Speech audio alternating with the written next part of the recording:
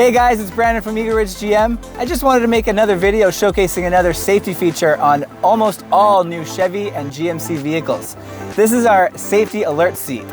The available safety alert seat uses left, right, or both side driver's seat vibration pulses to help you identify the direction of potential crash threats.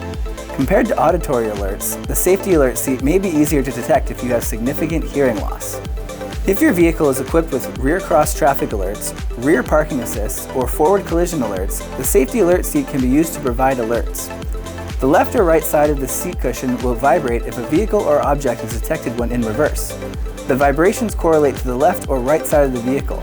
Both cushions will vibrate if an object is directly behind your vehicle. The forward collision alert system pulses both sides of the seat to warn you of a possible collision with a vehicle directly ahead that you're following.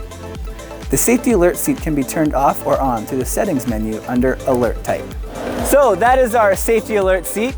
If you need some more information on it, you can contact myself, Brandon, or any of our sales team here at Eagle Ridge GM, or you can find us online at eagleridgegm.com.